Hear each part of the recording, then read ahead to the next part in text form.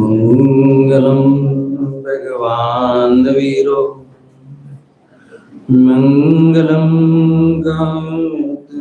गणी मंगलम कुंदाय जैन धर्मोस्तु मंगलम सर्वमंगल मांगल्यम सर्वकल्याणकारकम प्रधानम सर्वधर्माणां जैनं जयतु शासनं जैनं जयतु शासनं नमस्मै साराय स्वानुभूत्या चकास्यते चित्से भावाय भावाय सर्वभावान्तरिञ्चिते आत्मरूपयानुपम अद्भुत याहि लखे भव सिंधुतरो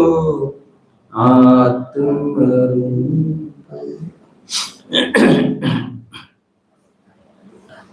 સમયસર કરતા કર્મ અધિકાર પ્રારંભ કરવો છે. હમણાં જે ટોપિક ચાલે ને આગળ શૈલેષભાઈ દ્વારા એક લીટી છે ને પહેલી, મરણ અવશ્ય થશે એમ તો જાણે, પણ મરણના નિશ્ચય વડે પોતે કાંઈ કર્તવ્ય કરે નહીં. તો મારો પ્રશ્ન એ છે કે શું કર્તવ્ય કરવું જોઈએ? કે નીચે જે લખ્યું છે ને એ તો ને એનું પાગલ પણ લખ્યું છે, પણ આ પહેલી લીટીમાં જે છે મરણ છે, મરણ નિશ્ચિત છે જાણે, તો કોઈ કર્તવ્ય પોતે કરે નહીં, પણ એ કર્તવ્ય શું કરવું જોઈએ?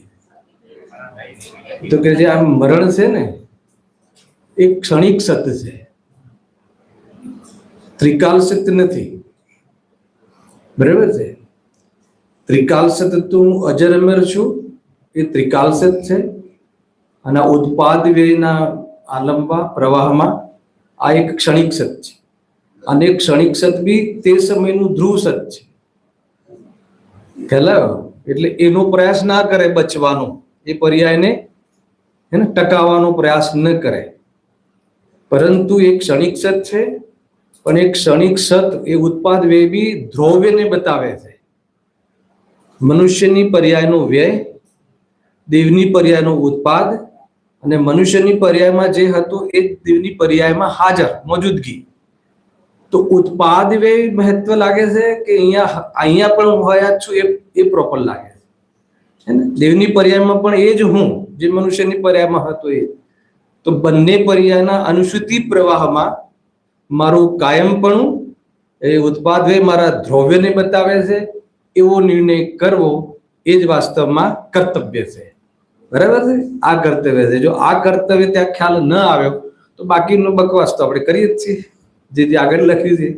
એટલે એ જ આપણે ત્યાંથી ફોટો ખેંચવો જોઈએ કે શું કર્તવ્ય કરવાનું પંડિતજી કહે છે કે ભાઈ મરણ તો નિશ્ચિત છે, તો વાસ્તવમાં આત્મા અજર અમર છે, નિર્ણય કરવાનો અવસર પાકી ગયો. એ અત્યારે નક્કી કરી લે કે આત્મા તો અજર અમર છે એ રીતે, અને પૂરી પ્રોસેસ બી બતાવી દીધી. એ પ્રોસેસનો વિસ્તાર તમે જેટલો કરો એટલો થઈ શકે. અચ્છા, હું વાંચીને આવ્યો તો રિપીટ કરત ફરીથી, હે ને? શું પેલા લીટી વાંચો, શું લખ્યું છે? મરણ તો અવશ્ય થશે એમ તો જાણે, હે ને? પણ ખરેખર તો એમ બી નથી માનતું. આ તો એક બીજો રોગ બી છે. સ્મશાને જાય ને પણ પોતે અમર છે એમ જ સમજે, એ પર્યાય બી એની એ પર્યાય અમર છે એમ સમજે છે, હે ને? પણ ચલો માની લો કે સ્મશાન વૈરાગ્ય નથી, એવો જીવ લઈ લઈએ, તો એ તો જાણે, હે ને? મરણ તો અવશ્ય થશે એમ તો જાણે, પણ મરણના નિશ્ચય વડે પોતે કાંઈ કર્તવ્ય કરે નહીં. તો ત્યાં આપણને ઈશારો કરે છે કે ભાઈ કઈ કર્તવ્ય તારું બને છે આટલું જાણીને, તો શું કર્તવ્ય કરવાનું છે? જલ્દી મંદિરમાં જવું છે, જલ્દી સ્વાધ્યાય કરવો, એ નહીં, નિર્ણય જ કરવાનો છે. નિર્ણય શું કરવાનો છે કે આ ક્ષણિક સત છે, આ મરણ જે ક્ષણિક સત છે એટલું જ નહીં, પણ એ સમયનું ધ્રુવ સત છે. તે સમયનું ધ્રુવ સત્ય, આગળ પાછળ નહીં થાય. પોતે ડોક્ટર હશે હાર્ટનો તો બી, અથવા અનેક ડોક્ટરો ફેમિલીમાં હશે તો બી, ડોક્ટર સાહેબ બરાબર છે, એ સમયનું ધ્રુવ સત્ય ઠીક છે. પણ એ સમયનું ધ્રુવ સત્ય એક ક્ષણિક સત્ય, પૂર્ણ સત્ય નથી. પૂર્ણ સત્ય તો શું છે? હું તો અજર અમર છું, હું તો કાયમી છું, મારી હયાતી રહે. ઉત્પાદ વ્યય એ દ્રવ્યુત્તમ સત્ય, ઉત્પાદ વ્યય દ્રવ્યને બતાવે છે. મનુષ્ય પર્યાયનો વ્યય, દેવની પર્યાયનો ઉત્પાદ.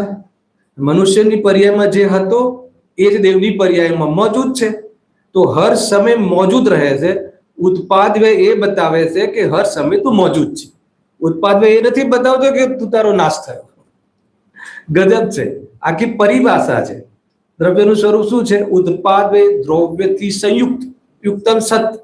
એટલે ઉત્પાદ વ્યય શું બતાવે? અગર ઉત્પાદ વ્યય ના હોત તો પ્રવાહ નક્કી ના થાય. અને ઉત્પાદ વ્યયમાં હું હંમેશા મોજૂદ રહું છું અને હું હંમેશા હયાતી છે મારી, એ બતાવે છે. એનો નિર્ણય આજે આ તબક્કે કરી લેવા જોઈએ છે. બરાબર છે. વિષય એટલા બધા ખોલ્યા છે ગુરુદેવશ્રી કે જેથી આપણે આ નિર્ણય કરવાનો અવસર છે, તો એ નિર્ણય કરી લેવો જોઈએ.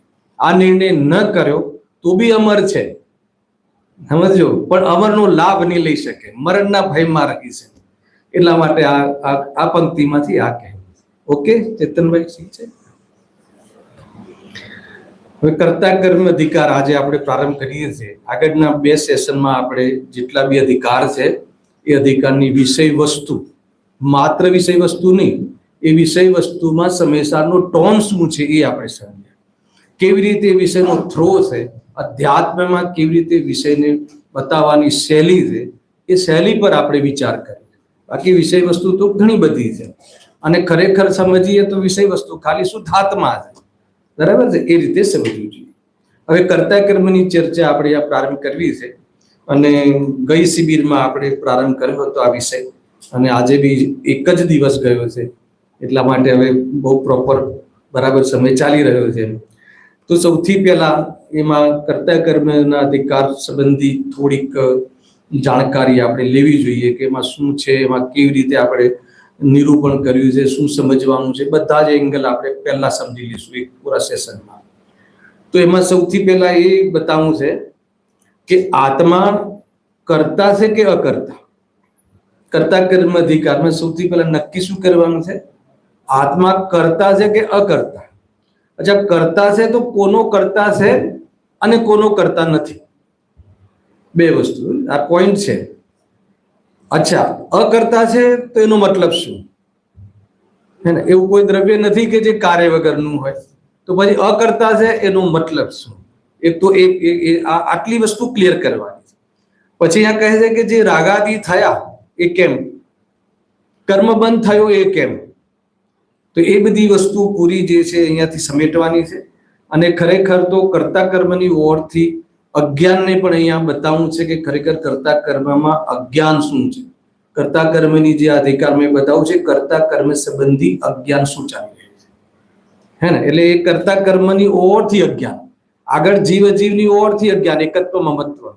અહીંયા કર્તા કર્મની ઓરથી અજ્ઞાન બરાબર ખુલાસો અહીંયા ગુરુદેવશ્રી કરવા વાળા છે આ પ્રવચનમાં, એની ચર્ચા આપણે કરવી છે. બીજું જે કર્તા કર્મ એટલું જબરજસ્ત ટોપિક છે, કારણ કાર્ય વિવક્ષા અથવા મીમાંસા. કારણ કાર્યની જે મીમાંસા છે એ જૈન શાસનનું બહુ જ ઉત્કૃષ્ટ ટોપિક છે, મહત્વપૂર્ણ ટોપિક છે. કેમ કે દુનિયાની અંદર જે પણ કોઈ ઝઘડા છે, એક તો તારું મારુંનો ઝઘડો છે, અને મેં કર્યું ને તે કર્યુંનો ઝઘડો છે. આ 2 જ ઝઘડા છે દુનિયાની અંદર. ક્યાંય બી કોઈ સંસ્થામાં જાઓ, તમે કુટુંબમાં જાઓ, તમે કોઈ બી જગ્યાએ, તમે પોલિટિક્સમાં જાઓ, રાજકારણમાં જાઓ, કોઈ બી જગ્યાએ જાઓ તો ઝઘડા શાના છે? કે મેં કર્યું તે કર્યું. ને સૌથી મોટો ઝઘડો તો મારું તારું કરવાનું જ હોય છે બસ. અને આ મેઇન ઝઘડો છે. કોઈ બી જગ્યાએ કોણે કર્યું, તમે આ શિબિર કરી તો આ કોણે કર્યું, આયોજન કોણે કર્યું, બધી જ વસ્તુ એના ઉપર જ, જે પણ કંઈ ચાલે છે આના ઉપર જ ચાલે છે. તો કોઈ બી કાર્યનો કરતા કોણ, હે ને. હર દ્રવ્ય પોતાનું કાર્ય સ્વતંત્રપણે કરે છે, એ વાતની સિદ્ધિ કરવી છે. એટલે ત્યાં બી તો આપણે તો રેસ્ટ જ લેવાનો છે, એને મૂળ વાત તો એ છે. તો એના માટે કેટલા બધા ટોપિકો છે. એને કર્તા કર્મ અર્થાત તો કારણ કાર્ય મીમાંસામાં એક તો 5 સમવાય ચાલે છે. એને કાર્યનું જે થવામાં 5 કારણ કહ્યા, એના સમૂહને 5 સમવાય કહે છે. બીજું નિમિત્ત ઉપાદાન, હે ને, કાર્ય થવામાં નિમિત્ત ઉપાદાનનો બી એક જબરજસ્ત ચેપ્ટર છે. ત્રીજું ક્રમબદ્ધ પર્યાય, બરાબર છે. પર્યાય થવાનો કાનૂન, પર્યાય થવાનો કાનૂન શું છે ખબર છે કોઈ? જે પણ કોઈ દ્રવ્ય છે, જેટલા બી દ્રવ્ય છે, એ દરેક દ્રવ્યની પર્યાય થાય છે. અને પર્યાય થવાનો કાનૂન શું છે કે પર્યાય જે થાય છે ક્રમશઃ થાય છે, નિયમિત થાય છે, સ્વાધીન થાય છે અને વ્યવસ્થિત થાય છે. તો પછી એ પર્યાય કરવા માટે બીજાએ શું કરવાનું અને એ દ્રવ્યએ શું કરવાનું? ખ્યાલ આવે કે નહીં? સમજમાં આવે છે શું? હા, કોઈ બી દ્રવ્ય છે, જેટલા બી દ્રવ્ય છે, એની જે પર્યાય થાય છે એનો એક નિયમ છે, ત્રિકાલિક નિયમ છે. ત્રિકાલિક કે જે બી પર્યાય થાય છે ક્રમશઃ થાય છે, નિયમિત થાય છે, વ્યવસ્થિત થાય છે અને સ્વાધીન થાય છે. બરાબર છે? દરેક દ્રવ્યની પર્યાયનો આ થવાનો નિયમ છે. તો પછી કોઈની પર્યાય કરવા માટે આપણે શું કરવાનું અને આપણી પર્યાય કરવા માટે કોઈના પાસે શું અપેક્ષા રાખવાની? તો પછી આખિરકાર કરવાનું શું? તમને એમ લાગશે કે તો આપણે તો નકામા થઈ ગયા. કરવાનું શું? રેસ્ટ કરવાનું, નિર્વિકલ્પ રહેવાનું, શુદ્ધોપયોગમાં રહેવાનું, વિતરાગ રહેવાનું, જ્ઞાતા દ્રષ્ટા રહેવાનું, સાક્ષી ભાવથી રહેવાનું, ઓડિયન્સ બનવાનું. ઘણી બધી બાબતો છે. એ બધું નથી ગમતું ને જગદીશભાઈ? કોઈ જગ્યાએ કઈ જઈને આમ કરીએ, આગળ પાછળ કરીએ, ઉપર નીચે કરીએ તો એમ લાગે કે કંઈક થયું. બરાબર છે કે નહીં? તો એ બહુ મોટું અજ્ઞાન છે. મોટા મોટા વિષયો છે. એક એક શિબિર નહીં, એક 2 મહિનાના. હા, બોલ્યું. હા, ઓકે. હા, પછી ચોથું, આ બધા કારણ કાર્ય મીમાંસા જે છે ને જૈન શાસનમાં, આના માટે એટલા સિદ્ધાંતો બતાવ્યા છે કે કાર્યની જે સિદ્ધિ કરવી બહુ જરૂરી છે. અને એ કાર્યની સિદ્ધિ એ કોઈ બી, એટલે બી ગુરુદેવસિંહ પ્રવચનમાં કહે છે એને કે કોઈ કારણ મત ઢૂંઢના, કે એ કાર્યનું કારણ સ્વયં એ દ્રવ્ય છે. એ રીતે આગળ આવશે. જો પછી એક ષટકારક વિષય છે, 6 કારક, કર્તા કર્મ કરણ અધિકરણ સંપ્રદાન અપાદાન. અને ષટકારકમાં બી એક છે ભિન્ન ષટકારક, એક છે અભિન્ન ષટકારક. ભિન્ન ષટકારક એ વિભાવ છે અને અભિન્ન ષટકારક એ સ્વભાવ છે. હવે તમે કહી એ ચલાવો ષટકારક, એને વિષયો છે, બહુ તગડા વિષયો છે, જબરજસ્ત કાનૂન છે. હે ને, ગુરુદેવસિંહ કહે છે ને કે ભાઈ આ તો એને વિતરાગ વિજ્ઞાન જે છે એ આ કેવળ જ્ઞાનની શું કહે છે, વિજ્ઞાન શાળા, કોલેજ, પ્રયોગશાળા એમ કહે છે. મને બહુ યાદ નથી રહેતું. જો આગળ પછી એક 6 શક્તિનું ગ્રુપ છે, ખ્યાલ છે ને? એક ભાવ શક્તિ, અભાવ શક્તિ, ભાવ અભાવ શક્તિ, અભાવ ભાવ શક્તિ, ભાવ ભાવ શક્તિ, અભાવ અભાવ શક્તિ. હે ને, કાર્ય થવા પાછળ હરેક દ્રવ્ય, આ 6 શક્તિ સામાન્ય શક્તિ છે, એટલે દરેક દ્રવ્યમાં છે. હે ને, દરેક દ્રવ્યમાં આ શક્તિ છે. પરમાણુમાં બી છે, એક પરમાણુમાં બી આ 6 શક્તિ છે. ભાવ શક્તિ, હે ને, કોઈને કોઈ નિયમિત રૂપે કાર્ય થવું એ ભાવ શક્તિ છે. એ સમયે જે કાર્ય નથી થવાનું એ નહીં થાય, અભાવ શક્તિ છે. હે ને, ભાવ અભાવ શક્તિ, જે આ પર્યાય છે નિયમથી બીજા સમયે બદલાવાની છે, એનો અભાવ થવાનો છે, ભાવ અભાવ શક્તિ.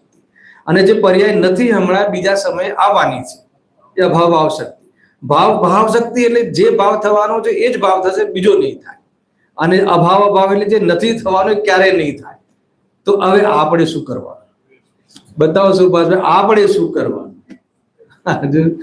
એને કેટલો સરસ સ્કોપ છે વિતરાગ થવાનો. એનો પૂરી કાયનાત, પૂરી વિશ્વ, પૂરી સિસ્ટમ જે વિતરાગી રહે એના પક્ષમાં છે, નિર્વિકલ્પ રહે એના પક્ષમાં છે. પણ આપણને સિસ્ટમ મંજૂર નથી. અને આપણને તો ભગવાને કંઈ કર્યું એનાથી કઈ વિશેષ કરવું છે? ભગવાને શું કર્યું? એને વિતરાગ થયા. દરેક જીવને એમ છે, દરેક વિદ્વાનને એમ છે કે હું કઈ અલગ કહું, દરેક વ્યક્તિને એમ છે હું કઈ અલગ કરું. પણ અહીંયા કરવાની વાતમાં તો એવી વાત નીકળી કે બધી જ આપણી સોચ, બધી જ આપણું કલ્પનાઓ શું થઈ ગઈ, ફેલ થઈ ગઈ. દરેક ને એમ કે તમારે ત્યાં બી કોમ્પિટિશન છે ઓફિસમાં, દરેક સ્ટાફને હોય કે હું સરને કઈ વિશેષ કરીને બતાવું. વિધાનો ને બેવું હોય છે, હજુ ઓર કોઈ બીજું કહું, ઓર કોઈ વિશેષ કહું. કઈ વિશેષ કહેવાની વાસના ખરેખર એ વાસ્તવમાં એનું નિરૂપણ ખોટું આવી જાય છે. જે છે જ કહેવાનું છે. તમે કાલે પૂછો તો આજ કહીશ, ગમે ત્યારે પૂછો તો આજ કહીશ, તમે ફરીથી કરતા કરવાથી કાલે લેવડાવશો તો આજ કહીશ કે બીજું કંઈક કહીશ. ને કંઈક અલગ કહેવું જોઈએ દર વખતે. તો એક આપણી શું રહે, ઇમેજ રહે હે ને. એનાથી ઘણા દોષ આવી જાય છે, નિરૂપણમાં દોષ આવી જાય છે. એને કંઈક અલગ કહેવું છે શાસ્ત્રના આધારે બી, એને આધાર લીધા પછી બી, તો એમાં દોષ આવી જાય છે. એવું આપણને પ્રતીતમાં આવે છે ઘણીવાર કે આ ઠીક નથી. આગળ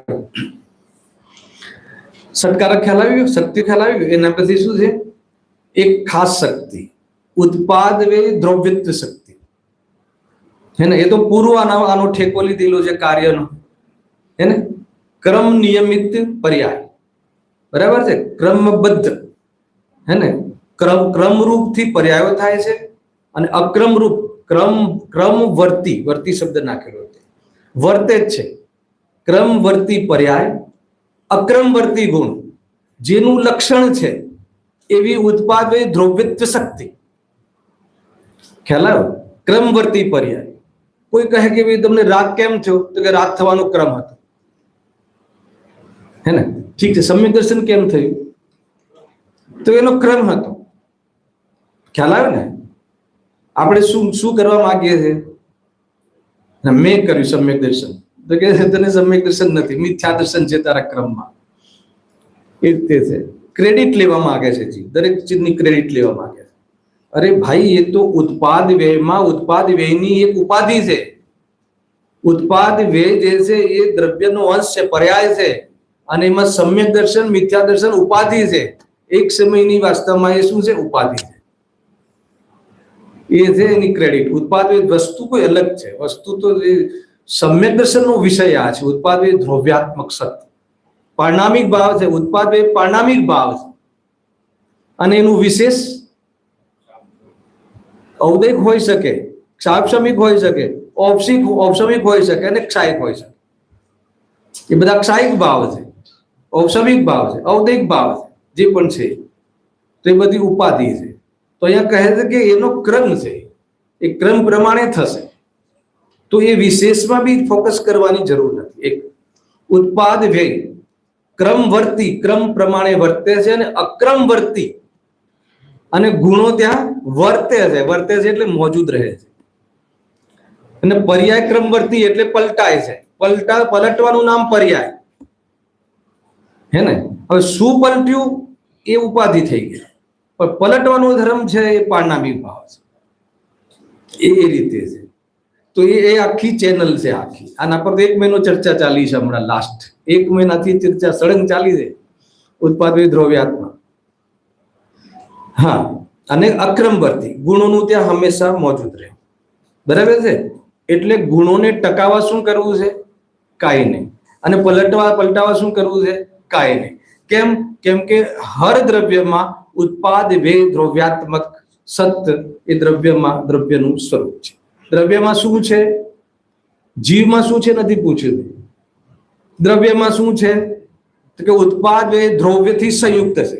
આ દ્રવ્યનો પરિચય છે. જીવ દ્રવ્યમાં શું છે? તો પછી જ્ઞાન આદિ શક્તિઓને બધું આવશે.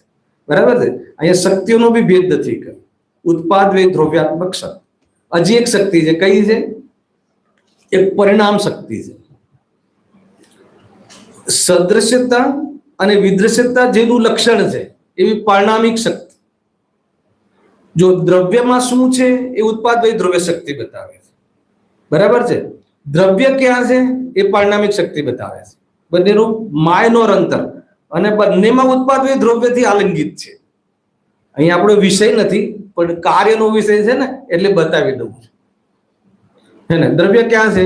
એના પરિણામમાં છે. પરિણામિક શક્તિમાં 2 પરિણામ બતાવે, એક સદ્રશ્ય અને એક વિદ્રશ્ય.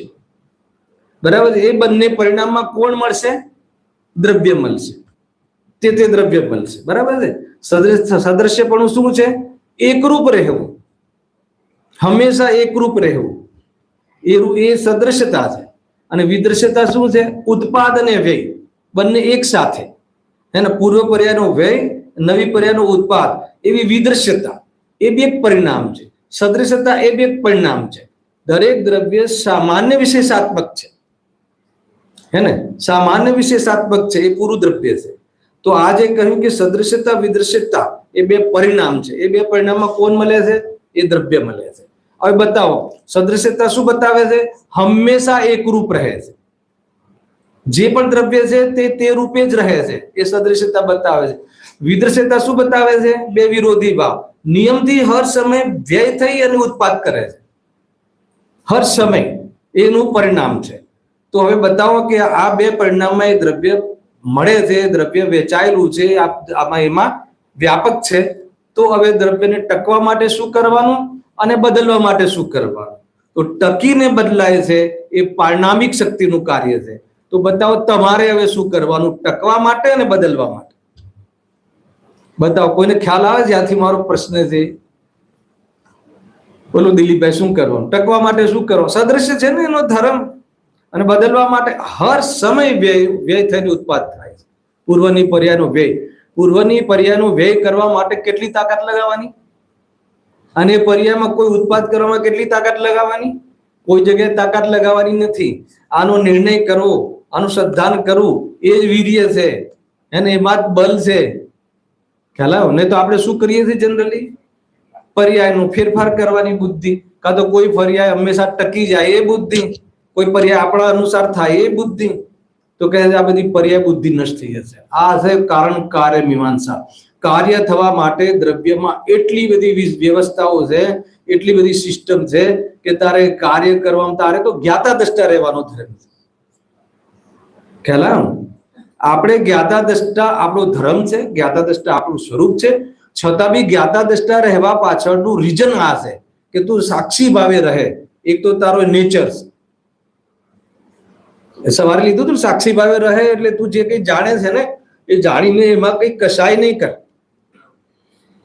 હવે આવા વાળું છે, આમાં જાણે પણ કરે નહીં, હે ને? આત્મા કરે કે જાણે, એ વાત આવે. અચ્છા, જાણવું તો કરવું છે કે નહીં? આત્માને જાણવું કરવું છે કે નહીં? અચ્છા, જાણવા માટે શું કરો તમે? જાણવા માટે કોઈ અલગથી મહેનત કરો છો? અચ્છા, આત્માને જાણવા માટે શું મહેનત કરો છો? ખ્યાલ આવે કે ભેદ ક્યાં? ઘણી બધી બાબતો. બહુ શાંતિ રાખજો. સરવાળે એ વાત આવશે કે તું બન્યો બનાવ્યો ભગવાન છે. ભગવાન બનવાની વાત અમને સુહાતી નથી. પરમાર્થ એટલું સેન્સિટિવ છે કે વ્યવહાર બરદાસ્ત નથી થતો એને. આ વાસ્તવમાં જ એટલે નિશ્ચય નહીં, પરમાર્થ નિષેધક છે, વ્યવહાર નિષિદ્ધ છે. જે લોકો સ્વાધ્યાય છે ને આ બધા બીજા બંને બધાને ખબર પડવી જોઈએ ને. કોઈ વિદ્વાન હોય તો એને બી માલ મળવો જોઈએ, બરાબર? અને એકદમ નવો આવ્યો એને કે હું તો બન્યો બનાવ્યો ભગવાન છું, મજા પડી ગઈ, હે ને? એ રીતે છે. તો દરેક વસ્તુ આપણને આ રીતે જોવાની. એ હજુ ઘણું બધું છે. હું તમને શોર્ટકટમાં બતાવીશ. અને એક દ્રવ્યત્વ નામનો ગુણ છે. 6 સામાન્ય ગુણ છે ને, એમાં એક દ્રવ્યત્વ નામનો ગુણ છે, એક વસ્તુત્વ નામનો ગુણ છે. આ બધી જ શક્તિઓ, ગુણો, સિદ્ધાંતો કાર્ય રિલેટેડ છે. વસ્તુત્વ ગુણ શું કહે છે? દરેક દ્રવ્ય પોતાના અર્થભૂત ક્રિયા, પ્રયોજનભૂત ક્રિયા સહિત જ હોય. અર્થ ક્રિયાકારિત્વ વસ્તુત્વ શક્તિનું આ લક્ષણ છે. શું? અર્થ ક્રિયાકારિત્વ. દરેક દ્રવ્ય પોતાનું પ્રયોજનભૂત કાર્ય કરે છે. શ્રદ્ધા નિયમથી પોતાનું પ્રયોજનભૂત કાર્ય કરે છે. શ્રદ્ધાનું પ્રયોજનભૂત કાર્ય કયું છે? અપનાપન કરવું. હવે સ્વમાં પરમાય વિશેષ અપનાપન કરવું એનું ઓરિજિનલ કાર્ય છે. જ્ઞાનનું શું છે? જાણવું. ચારિત્રનું રમણતા કરવી. હવે ક્યાં કરે છે, ક્યાં નથી કરતું, એ દ્રવ્યની બહારની વાત છે, વિશેષની વાત છે. ખ્યાલ આવે કે નહીં? અત્યારે દ્રવ્યમાં શું ક્વોલિટીઝ છે? તો કે દરેક દ્રવ્યમાં, દરેક ગુણમાં એનું પોતપોતાનું પ્રયોજન, અર્થ, ક્રિયાકારિત્વ જે કરી શકે એવી એક વસ્તુત્વ નામની શક્તિ છે. એ કાર્ય કરવાનું કારણ એની પાસે વસે છે, બરાબર? દ્રવ્યત્વ ગુણ શું કરે? પછી જે અર્થ ક્રિયાકારિત્વ છે ને એ નિરંતર થાય, એ દ્રવ્યત્વ ગુણનું કાર્ય છે. ખ્યાલ આવે કે નહીં? અર્થક્રિયાકારીત્વ એ વસ્તુત્વ ગુણનું કાર્ય છે, અને એવું કાર્ય ક્યારેક ક્યારેક ના થાય, નિરંતર થાય છે, એ દ્રવ્યત્વ ગુણનું કાર્ય છે. હવે બતાવો, તમારે નિરંતર કરવા માટે, અર્થક્રિયાકારીત્વ પ્રયોજનભૂત કાર્ય કરવા માટે એને તમારે શું કરવાનું છે? હે ને? આપણામાં તો કઈ નથી કરવાનું, કે અન્ય દ્રવ્યમાં બી કઈ નથી કરવાનું. કેમ? કે દ્રવ્યત્વ ગુણ અને વસ્તુત્વ ગુણ સામાન્ય ગુણ છે, દરેક દ્રવ્યમાં છે. કઈ ખબર પડી કે કઈ જ ના પડી? કઈ ખબર? શું ખબર પડી? પ્રયોજનની ઓરથી બતાવો મને. ખાલી એટલું જ સાંભળવું છે કે શું ખબર પડી. દ્રવ્યત્વ ગણમાં શું ખબર પડી એ મારે નથી સાંભળવું. આ બધું સમજીને શું ખબર પડી પરેશભાઈ? હા, અને મારે કોઈ દ્રવ્યની કોઈ કાર્ય કરવાની મારી કોઈ જિમ્મેદારી નથી, અને મારા કાર્ય કરવા માટે કોઈ જિમ્મેદાર નથી. જ્યારે આ ખ્યાલ આવે તો શું ના થાય? રાગ દ્વેષ ના થાય. રાગ દ્વેષ ના થાય એટલે શું થાય? વિતરાગતા થાય. વિતરાગતા કેમ થઈ? કેમ થઈ? કેમ કે એનો સ્વકાલ છે, હે ને? એનો કાલ છે, એનો ક્રમ છે, એટલે થઈ. મેં કરી, મેં બહુ તાકાત કરી, મેં બહુ સમવાય ભણ્યો અને બહુ સમવાય ભણાયો, બધું ભૂલી જાય, કઈ નથી. એ બધું થઈ ગયું, જે થવાનું તે થઈ ગયું. ખ્યાલ આવ્યો? એક લાસ્ટ ડેસ્ટિનેશન પર આવવું પડશે કે નહીં? બધું સમજીને સમેટવું પડશે કે નહીં? હે ને? આ છે છેલ્લે તો આ નક્કી થાય છે કે નહીં. તો પછી એ જીવને એમ લાગે છે ને કે પછી તો આમ જાણે શૂન્ય થઈ ગયું, બધું શૂન્ય ના થઈ ગયું, હે ને? ભરિતાવશ થઈ ગઈ, શક્તિઓ ઉછળી ગઈ બધી. ખ્યાલ આવે કે નહીં? આ સ્વરૂપ છે. ખબર છે જીવને છે ને આમ બહુ વિચિત્રપણું જોઈએ કાંઈ નું કાંઈ. ઘણી વખત છે ને આપણે આમ મંગલાચરણ નહીં કરીને પછી 2-3 સેકન્ડ શાંત થઈ જઈએ છીએ ને, 2 સેકન્ડ લાગી જાય બોલતા, તો એમ ઘણાને એમ લાગતું હશે કે યાર શું થયું, શું થયું? કાંઈ જ નથી થયું, એકદમ શાંત, ગમે જ નહીં. અરે જ્ઞાન તો જ્ઞાન છે ને, તમે એનું પણ જ્ઞાન જ થાય છે એ પરિસ્થિતિનું. પણ મોહ નથી માનતો કે નહીં કાંઈક થવું જોઈએ, કાંઈક બોલાવવું જોઈએ પંડિતજીને, કાંઈક હવે ચાલુ કરવું જોઈએ, મંગલાચરણ પછી કાંઈક હવે આ ઉત્થાનિકા થવી જોઈએ. કેટલી અપેક્ષા રાખશો તમે? કોની પાસે શું રાખશો? તમને ખ્યાલ આવે છે? આ પ્યોર પ્રયોગ છે સાહેબ. આ પ્રયોગની રીતે તમે જશો તો કામ જલ્દી થઈ જશે. કેટલી વાત થઈ? કારણ કાર્ય મીમાંસામાં જે કાર્ય સંબંધી અમારે કોઈ સ્પષ્ટીકરણ કરવું હોય તો જીનાગમમાં આટલા બધા વિષયો આવ્યા છે. એ દરેક વિષયોના ખુલાસા જો એ પ્રમાણે કરવામાં આવે તો એક વાત નક્કી થઈ જાય કે દરેક દ્રવ્ય ગુણ પર્યાયવત દ્રવ્યમ ઉત્પાદિત દ્રવ્યુક્તમ સત. કોઈ જગ્યાએ ક્યાંય નથી કરવાનું, કશું જ નથી કરવાનું. ગુણથી બનેલું દ્રવ્ય છે અને એની પર્યાયો થાય છે, એની પર્યાયો થવાનો નિયમ છે. એટલા માટે વર્તમાન ઉપયોગી કોઈ જગ્યાએ ભટકવાની જરૂર નથી. ન ભટકવાની જરૂર છે, ન અટકવાની જરૂર છે. તો શાની જરૂર છે? સ્થિર થવાની જરૂર છે. સ્થિર થવા પાછળનું આ એક સૌથી મોટું આધાર છે, સૌથી મોટું આ રીઝન છે, લોજિક છે. બરાબર છે? ચલાવો હવે કઈ કે થઈ ગયું. હવે જો વિષય પર થોડુંક આગળ વધીએ ધીરે ધીરે ધીરે ધીરે. હવે એક ઓર કાર્યકારણ વ્યવસ્થામાં એક છે પ્રમાણ વ્યવસ્થા અને એક છે નય વ્યવસ્થા. શું થયું પરેશભાઈ?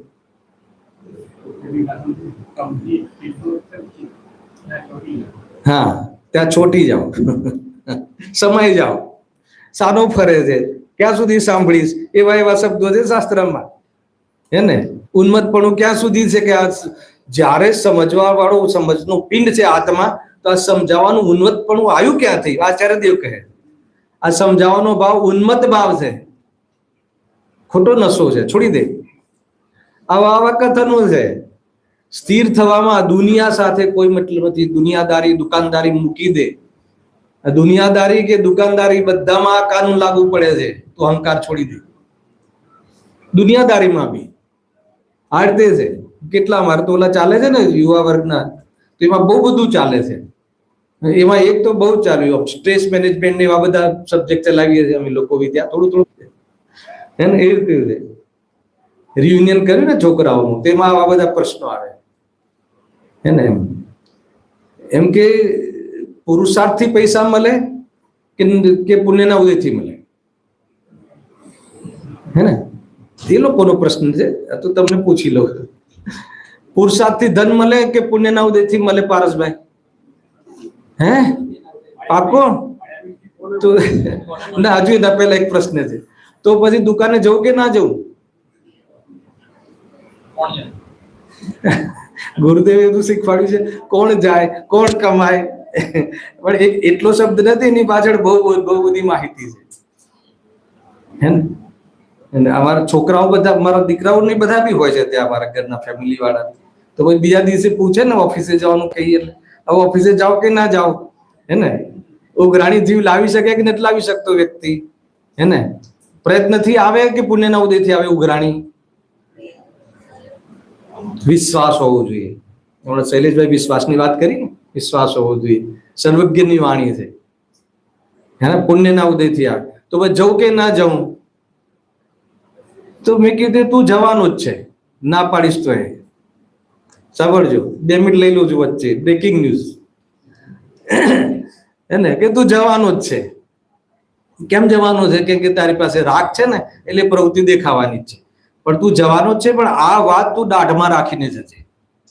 ખ્યાલ આવ્યો? દાઢમાં રાખીને એટલે ધારણ કરીને જજે, સબકોન્શિયસ નથી મળતું. તો એ વખતે મળવાનું બી થશે, નહીં થશે સાંભળજો, તો અન્યથા પ્રયાસ નહીં કરીશ, ખોટા ઉપાય નહીં કરીશ, પાર્ટીઓને રીઝવવાના. એક બીજું, મળી જશે તો અહંકાર નહીં કરે, નહીં મળે તો હિંતા દિનતા નહીં કરે કે આ લાભ થશે આનાથી. પછી જો આ લાભ તને લાગશે તો આગળ મારે તને નહીં કહેવું પડે કે આગળ શું કરવાનું. ખ્યાલ આવ્યો?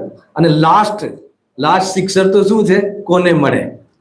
એ પુરુષાર્થથી નથી મળ્યું સાહેબ, સારાથી મળે છે. એ લોકો નસીબથી કહે છે, નસીબથી મળે એટલે પુણ્યના ઉદયથી મળે છે. આ પુણ્યના ઉદયથી મળે તો પછી જૈન શાસન કહે છે કે કોને મળે છે? કોને મળે છે? તને મળે છે તો તું પછી સાથે લઈને જજે. હવે સાથે લઈને જઈ શકતો નથી એટલે તને નથી મળ્યું, ખ્યાલ આવે કે નહીં? બીજું, ઠીક છે સાથે નથી લઈ જવાતું, પણ આ ભવશ્રી તો મળ્યું છે ને, ભલે તારા સહયોગમાં મળ્યું છે, પણ એ સુખનું કારણ નથી. મતલબ કે આખું જીવન એમાં લગાવ્યું, 35 વર્ષ સુધી ભણતર ભણ્યું અને 5 વર્ષ ટ્રેનિંગ લીધી, ફોરેન જઈને જે MBA કર્યું, એના પછી ગુલામી કરી, એ લોકોની આપણી સ્વાધીનતા વેચી દીધી 1 કરોડના પેકેજમાં, હે ને? એ કે તો જવાનું, પિતાનું મરણ થાય તો નહીં જવાનું, રજા મળે તો જ આવવાનું. અને આજકાલ તો એ તો બધાને ખબર છે વિઝાની શું દશા છે. હેલો, હવે એને સુખ લાગે છે આ બધામાં? એને સુખ ક્યાંથી લાગે? આ સુખ છે?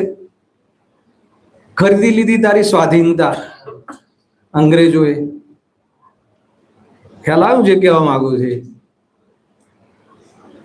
તો એટલે અહીંયાના મંદિરો ખાલી થઈ જશે ભાઈ પરેશભાઈ. મોટા મોટા આપણે જે સોનગઢમાં આટલું ડેવલપ કર્યું ને, ખાલી થઈ જશે. હર ઘરમાંથી 2 છોકરાઓ 1 છોકરાઓ અમેરિકા રહે છે. તો આ બધી જે આપણી ધરોહર છે એનું શું? ખ્યાલ આવે કે નહીં? હે, થયું જ છે ને. પૂજારીઓ કામ કરે છે. જીવંત રહેવા જોઈએ બધા જે બી આયતનો છે, ધર્માયતનો છે. તો આ બી છે. ક્યાંથી વાત નીકળી? આ શું મળ્યું તો શું? તેથી એ સુખનું કારણ નથી, દુઃખનું કારણ નથી. ઘણી સામગ્રી હોવા છતાં બી આકુરતા થાય છે. એટલે સુખ દુઃખ સાથે સામગ્રીને તો કોઈ સમીકરણ નથી બેસતું. મોહ હોય તો દુઃખી થાય છે અને મોહનો અભાવ હોય તો સુખી થાય છે. એટલે મોહ અભાવ કરવાનો તો ઉપાય કર. મોહ અભાવ કરવાનો ઉપાય કરવો હોય તો આ સમજ. એના માટે શું કરવું? તો કે વસ્તુની જે સિસ્ટમ છે ઉત્પાદિત દ્રવ્યાત્મક, એ સમજ. તો કે તારું મોહ ત્યાં ટુકડા થઈ જશે. આ છે કર્તા કર્મ અધિકારનું હૃદય, હાર્ટ. તમે આખો અધિકાર વાંચશો ને, એનું એક્સટેન્શન કયું છે? અધિકાર, સર્વ વિશુદ્ધ જ્ઞાન અધિકાર. આ 2 અધિકાર કર્તા કર્મ અધિકાર રિલેટેડ બહુ મોટા મહાન અધિકાર. બધું સફાઈ થઈ જશે. મગજની જે પણ કોઈ મતલબ કે બીમારી છે ને, બધી નીકળી જશે. હું કરું એ જ અજ્ઞાન છે. જેમ શકટનો ભાર શ્વાન તાણે. કેટલા કૂતરા બતાવ્યા મોક્ષવાર પ્રકાશક, મોક્ષવાર પ્રકાશક. ખ્યાલ આવે કે નહીં? એ રીતે છે. જોઈ લેજો કેવી વૃત્તિ, તિર્યંચ વૃત્તિ છે આ. હવે આવી જાવ પાછું, બરાબર થઈ ગયું? રિયુનિયન વાળી વાત તમને કરતી હતી. આવા ક્લાસ ચાલે છે, અમે લોકો ચલાવીએ છીએ 2 સેશન, હે ને, મહિનાની અંદર. હા, એક છે પ્રમાણ વ્યવસ્થા. કાણકાર મીમાંસા બરાબર ખ્યાલ આવી ગયો. એના માટેના સિદ્ધાંતો, એના માટેના ટોપિકો જીનાગમમાં ભર્યા પડ્યા છે. એને આપણે પોતાની તસદી લઈને એકવાર ખોલવા પડશે. આ બધા શાસ્ત્ર વાંચવું પડશે. હવે એક છે પ્રમાણ વ્યવસ્થા. કાણ કાર્યમાં પ્રમાણ વ્યવસ્થામાં જોઈએ તો પર્યાયનો કરતા સ્વયં દ્રવ્ય છે પ્રમાણ વ્યવસ્થા. ચાહે રાગાદીની પર્યાય હોય, ચાહે વિતરાગતાની પર્યાય હોય, એ પર્યાયનો કરતા કોણ છે? તે દ્રવ્ય છે. પ્રમાણ વ્યવસ્થામાં એ છે. એ જ પ્રમાણિકતા છે. મારી પર્યાયનો કરતા અન્ય માનીએ તો એ અપ્રમાણિક વ્યક્તિ છે. મને ગુસ્સો આવે અને મને મારા ગુસ્સાનું કારણ મારી પત્ની છે માનીએ તો મારી પ્રમાણિકતા બી મેં ખોઈ દીધી. કમસે કમ એમ તો નક્કી કર કે મારી કમજોરીથી કે મારી ગલત ફહેમીથી મને ક્રોધાદી આવે છે, એ તો નક્કી કર. પહેલા પ્રમાણમાં તો આવ, એમ કહે છે. ના, મને એને આમ ના કર્યું હોત ને તો મને ગુસ્સો ના આવત સાહેબ. ખ્યાલ આવ્યો? એટલે મેં તો મારો ગુસ્સાનો આધાર બી બીજાને માન્યો અને ગુસ્સાના ભાવનો આધાર બી બીજાને માન્યો. ખ્યાલ આવ્યો કે નહીં? સંસારનું કારણ પણ પર અને મોક્ષનું કારણ પણ પર. એને મોક્ષ ક્યારે થશે અને સંસાર ક્યારે મળશે? અગર સંસારનું કારણ સ્વયં મારી ગલતફહેમી છે માને તો ગલતફહેમી દૂર કરી અને સંસારનો અભાવ કરી શકે. આ પ્રમાણ વ્યવસ્થા. મારે ખાલી પ્રમાણ વ્યવસ્થા નથી સમજાવી, એ તો કહી દે તમને કે ભાઈ પર્યાય જે પર્યાયનું કરતા સ્વયં દ્રવ્ય તે પ્રમાણ વ્યવસ્થા. મારે એનું પ્રયોજન બી બતાવવું હતું, એટલે થોડો ખુલાસો કર્યો. દરેક પર્યાયનો કરતા, ચાહે કોઈ બી હોય, શુદ્ધ હોય, અશુદ્ધ હોય, વિકારી હોય, અવિકારી હોય, જે પણ પર્યાય, અલ્પ હોય, પૂર્ણ હોય, જે બી પર્યાયો થાય છે પર્યાયનો કરતા તે દ્રવ્ય છે, પોતાનું દ્રવ્ય છે, અન્ય દ્રવ્ય નથી. પ્રમાણ વ્યવસ્થા છે. હવે નય વ્યવસ્થા શું કહે છે? નય વ્યવસ્થા કહે છે કે જે પણ કોઈ પર્યાય થાય છે એ પર્યાય એના સટકારકથી થાય છે, દ્રવ્યથી નથી થતું. પહેલા કે દ્રવ્ય પરિણમે છે, પછી એ દ્રવ્ય પરિણમે છે, દ્રવ્યનું કાર્ય છે બીજા દ્રવ્યથી દ્રષ્ટિ હટાવો. પછી જયારે આપણા સ્વયં દ્રવ્યમાં આવીએ ત્યારે એમ કે ભાઈ આપણા ત્યાં પર્યાય થવાનું કારણ કોણ છે? કે એના સટકારકથી, પોતાના સટકારકથી પર્યાય સ્વતંત્ર રીતે. એવી બધી બાબતો અહીંયા આવે છે. હવે મેઇન તો આપણે રાગાદીની વાત છે ને ત્યાંથી જોવું. આ એક સ્થાપના કરી નયથી આનંદથી, બરાબર. એમાં થોડી ઓર વાતો બી આવી જશે. નયની થોડીક રમત આપણે સમજવી પડશે. આપણે મેઇન હવે વાત આવે છે કે રાગાદીનો કરતા કોણ? બરાબર છે. તો 47 નયમાં કહે છે કે કરતું નથી જોઈએ તો રાગાદીનો કરતા કોણ છે?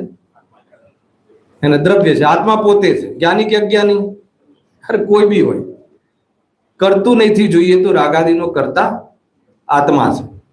અકર્તું નથી જોઈએ તો રાગાદીનો જ્ઞાતા આત્મા છે. સમજ? આ બંને પર્યાયની વાતો છે. એક પર્યાયનો અશુદ્ધ વ્યવહાર છે અને એક પર્યાયનો શુદ્ધ વ્યવહાર છે. હજી નિશ્ચય નથી કહ્યો મેં,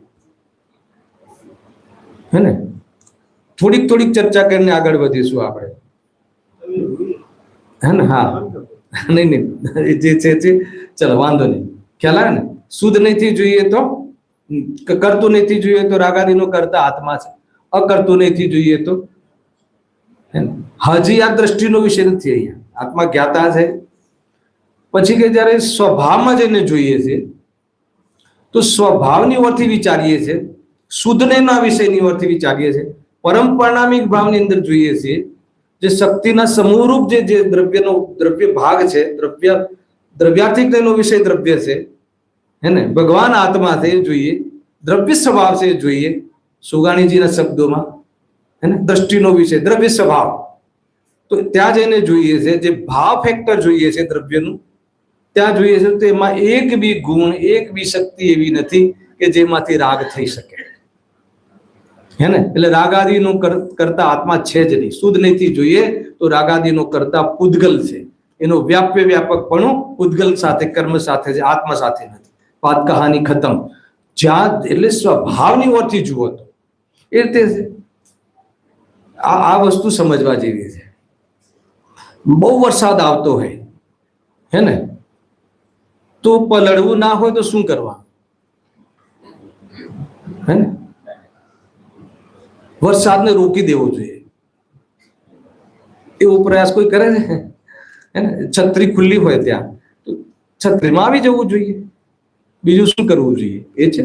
માનો કે બહુ તડકો હોય અને તડકામાં નથી રહેવું તો છાંયડામાં આવી જવું જોઈએ, તડકાને રોકવા કાંઈ ના કરવું જોઈએ. એ રીતે રાગથી બચવું હોય તો શું કરવું જોઈએ?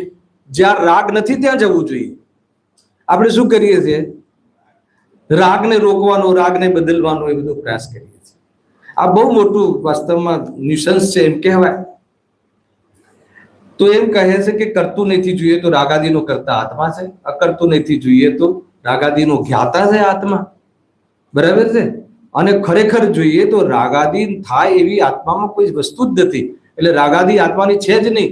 સ્વભાવમાંથી રાગ આવતો નથી અને પરમાંથી રાગ આવતો નથી. તો આવ્યો ક્યાંથી? આકાશમાંથી. હા કે આકાશમાંથી આવ્યો ખ્યાલ આવ્યો? એક સમયની પર્યાયની ઉપજ છે. દેખતો એ રીતે આટલો ખ્યાલ આવ્યો. હવે આગળ ધીરે ધીરે આગળ પડાવમાં જઈએ. બહુ જ રોચક ચર્ચાઓ છે આ બધી. હવે આગળ જઈને એમ કહેવામાં આવે છે, ગુરુદેવસિંહ કહે છે કે ખરેખર છે રાગાદીનો કરતા. સાંભળજો, અજ્ઞાનને વશ થઈને અજ્ઞાની રાગાદીનો કરતા છે એમ કહો તો કહો. બરાબર? કહો તો કહો.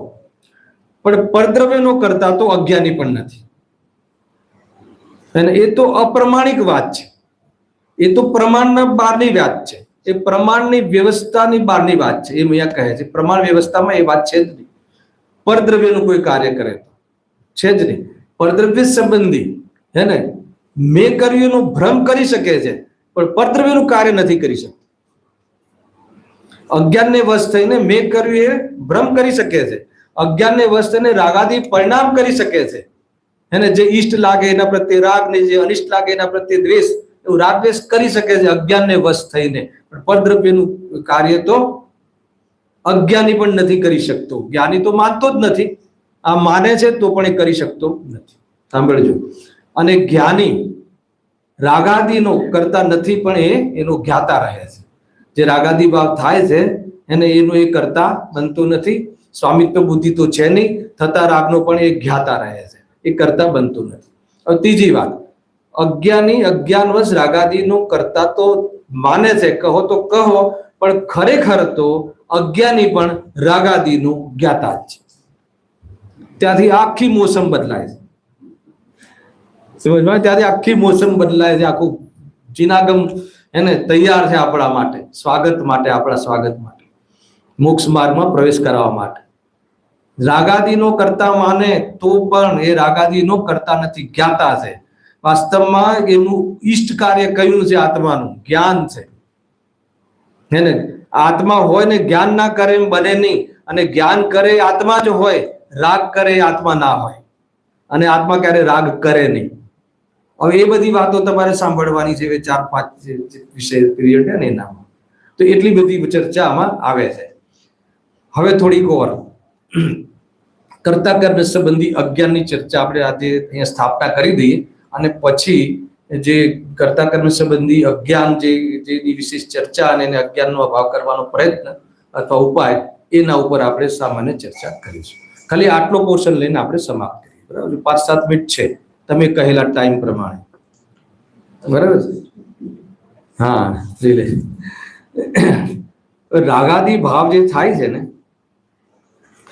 પહેલા થોડુંક એક સમજી લો. આમાં આગળ જે ચર્ચા કરી હતી, આ હમણાં જ મને બપોરે વિચાર આવ્યો, ફ્રેશ છે કે રાગાદી ભાવ દર્દ છે, મર્જ નથી. સાંભળજો શાંતિથી.